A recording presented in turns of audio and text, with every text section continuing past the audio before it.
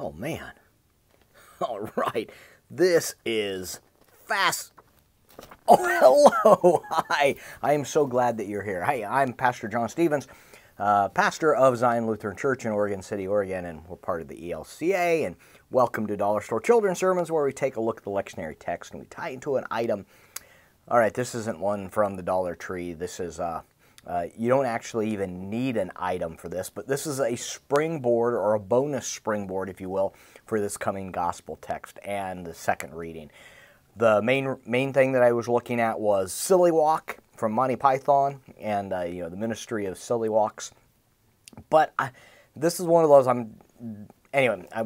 My brain, the way that the synapses fires and things like that, where I'm like, you probably know by now if you've been watching that I do sleight of hand magic and things like that.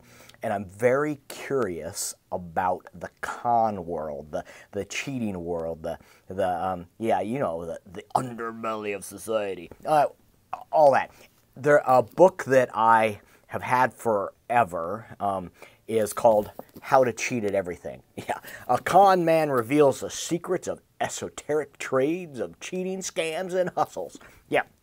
So, what does this have to do with the children's sermon, or maybe the overarching sermon? A lot of times I like to dovetail it. But so this is just the springboard to get me into talking about the items. So I will be using this for my adult sermon, or for the sermon, and because I've done a lot of reading on crooked dice games, false shuffles and deals, and all kinds of things in that realm. But you have to believe that if I walked into the back alley and to play a game of craps, play a game of dice, I would have all my money taken. I will.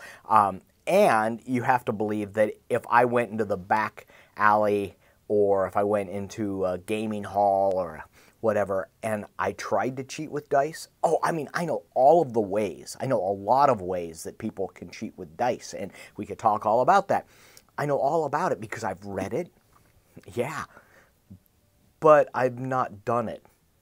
I've not practiced on how you roll the dice. I haven't figured out how to give a person a card that I want them to have most of the time. So this translates into our text this week have a lot to do with putting our faith into practice. James is all about that, and Mark as well, when they're looking as why do your disciples do this?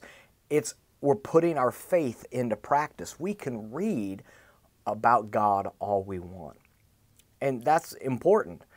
But until we actually take the step out and we live this in our daily lives, and it's a struggle. This isn't something that just we do like that. Some days we do it like that. Other days we struggle.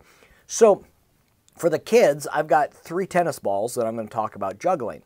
I know a little bit about juggling. I've read a lot about juggling, but I'm not really...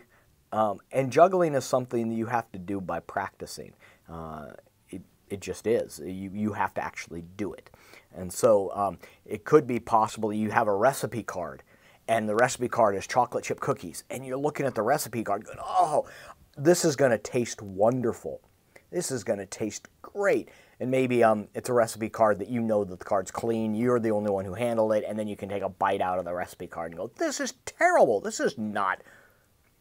And then talk about how, we actually have to make the recipe. We actually have to, but I've never made a recipe. What do I do? And talk about maybe someone can help you with the recipe. Anyway, so that's the springboard about how we're actually putting things into practice in this world. And it especially is important when we're talking about our faith. To say our faith has traction. It takes us out into the world and all of that. So, all right, that's that springboard I had this morning driving. I was like, I got to record this and I'll put this up and share it with you. Thanks. Have a fantastic week, and we will see you next week. Yeah, peace.